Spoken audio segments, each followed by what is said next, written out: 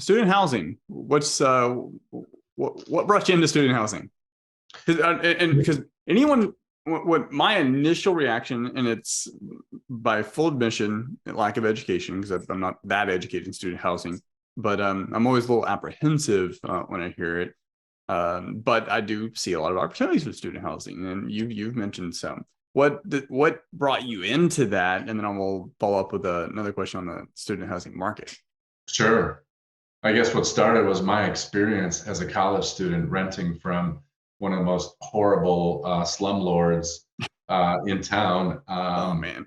I just remember that dynamic being so painful because he had a captive audience. There's only a certain number of houses, or today we call it bedrooms in a market, and there's a certain number of students. It's an efficient market, Yeah. meaning everybody's going to have to find one and sort of equalizes itself, Yeah. which is different. In multifamily, you can decide to go to another neighborhood or this and that. It's not as efficient. So I think of it, it's like a fishbowl, right? And you've got a certain amount of fish in that bowl, and they're all going to find their path.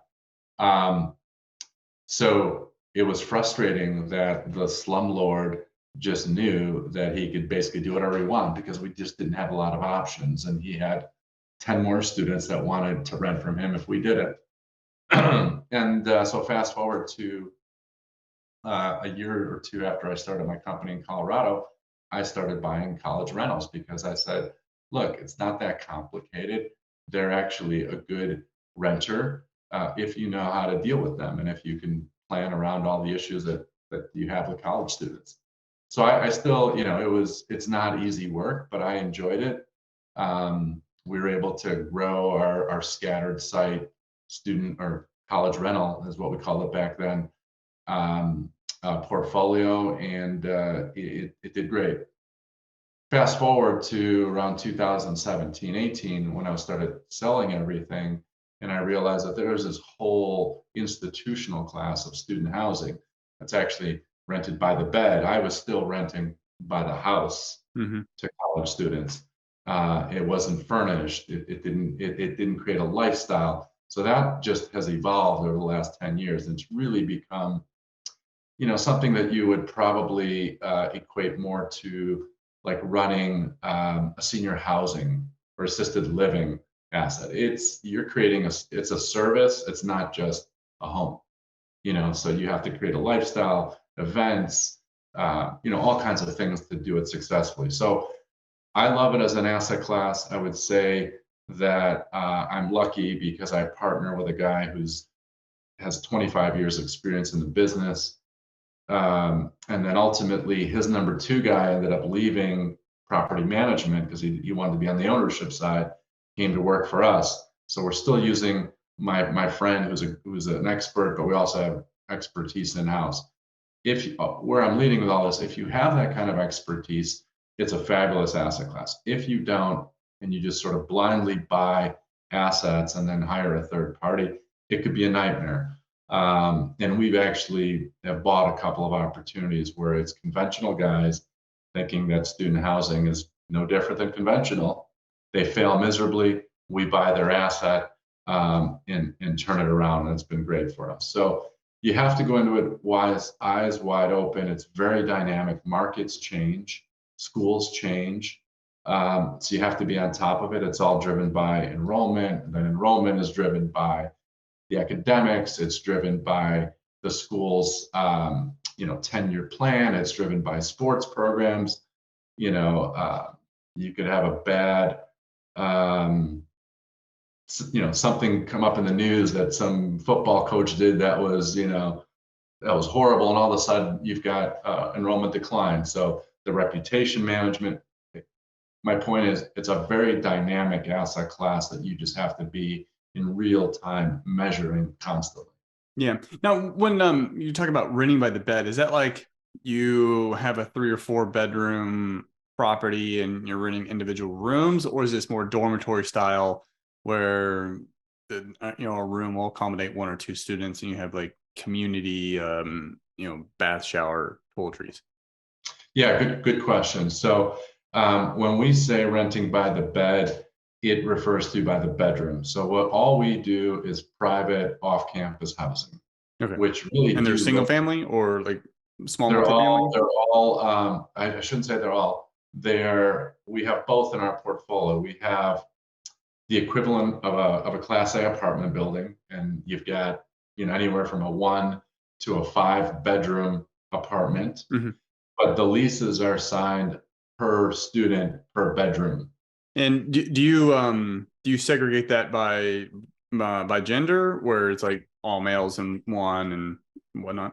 It's a mix because there's basically a property management software that pairs people up. So if they have a gender preference, they'll state that, and we'll have Okay. to pair them up. So there is a matching and pairing process.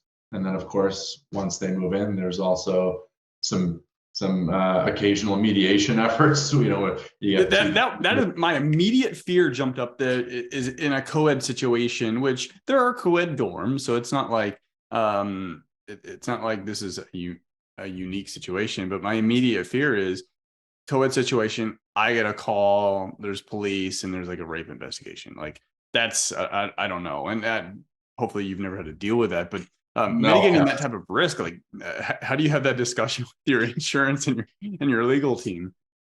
well, you have to know your legal rights, obviously. So we've got counsel at our disposal constantly if something does come up. Fortunately, those kind of crazy incidents rarely happen. But you have something that comes up. It's typically two roommates that don't get along. One's Yeah. eating the other's food. One of them is Okay. smoking. One of A them's lot of doing childish drugs. stuff. Yeah, it's typical college stuff. Um, so we rent by the bedroom, Mhm. and there's a matching process. It doesn't always happen that way. Oftentimes you get two roommates that want a two-bedroom, they come in together, or you have a group of five. You've got five sorority girls that want to rent an apartment together. So there is a lot of that happens.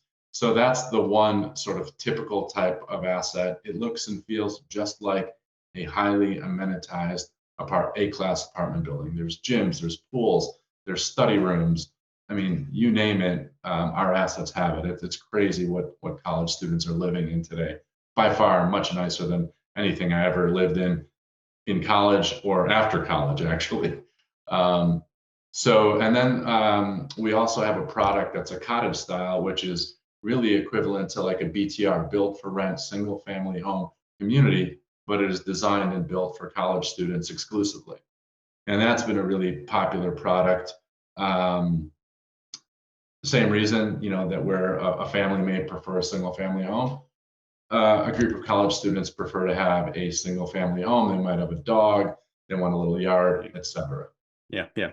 Um, so what unique things do you look at when looking at, say, a large student housing community versus a multifamily? You mean what's the different evaluation Yeah, process? yeah. I mean, from an underwriting standpoint. Sure. So it's a whole completely different set of underwriting metrics. I mean, we're looking at the obvious. You've got a lot more turnover, so you have turn costs. Um, it's I think the obvious one that people are fearful of is you have a limited window to lease up to get Mhm.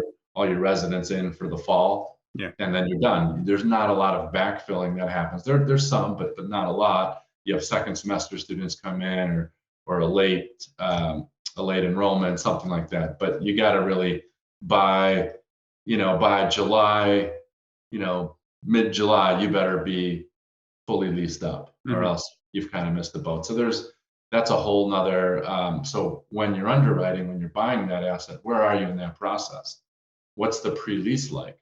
So as we're underwriting deals today, if we're looking at a deal and they're 30% pre-leased and we're going to buy it today, and we're in April, that's a bad sign. We'll probably not get to 95, 96% Yeah. occupancy by the fall. That's a problem. So if I'm going to buy that asset, I'm going to buy it at a severe discount. Mhm. Um, so those are some of the metrics that we look at. I mean, probably the biggest things in terms of underwriting and evaluating an opportunity is you start with the school, which is no different than multifamily. You're starting with the market. how much do we like the market? Is the school growing? You know, and how is the asset positioned within the market? Are you pedestrian to campus? Are you within a mile of campus? Are you A class? Are you B class? So some of the kind of higher level analysis is the same, but the details are different, if that makes sense.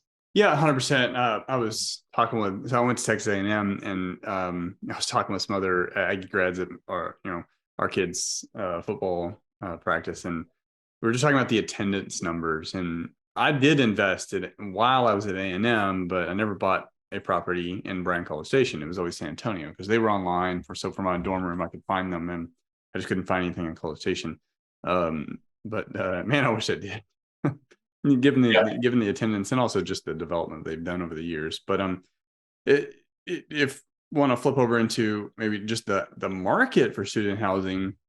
So I mentioned my first apprehension is, besides just lack of education, it's been more the risk mitigation from a tenant standpoint or management, but also on the market, because there's been a lot of talk, a lot of government talk about like the student loan bubble. And really what's driven these college campuses to the ginormous sizes that they are now is a lot of loose money with student loans.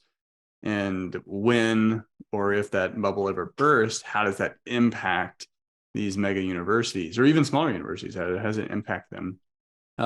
So what's your take on that, and how that relates to the housing market or the student housing market, or how that would affect it? If I'll let you run with that. Sure. I mean, there's been a lot of talk, and fortunately, I just got back from the National Student Housing Conference in Austin last week. The sentiment in general, and I'll get into details why, is very strong for student housing. The rent growth has been tremendous. All the student housing owners, operators are very bullish. However, there is a consolidation going on. So the smaller schools are struggling. And I even use that loosely, because you could be a small school, a private school with affluent students and be doing very well. Like take like a Wake Forest, for example, small school, but attracts a lot of wealthy students. When you have that kind of dynamic, student loans are less of a concern, because their parents have put money away from them, and they're whatever it's the 401 501 college fund that I have for my kid. I can't remember the name of it, but the money is set aside. They have the affluence.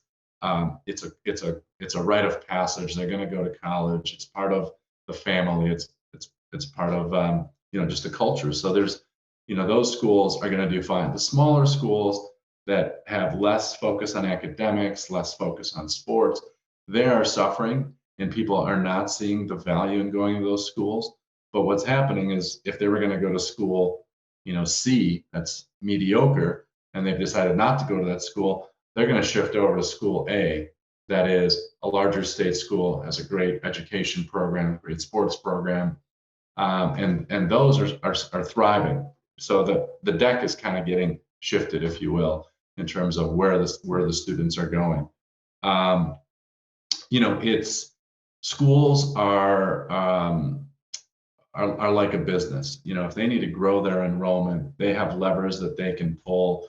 It's increasing the enrollment requirements, or lowering the requirements, so they can throttle that stuff up and down. And they'll find a certain amount of student loans and aid within their system if they need to.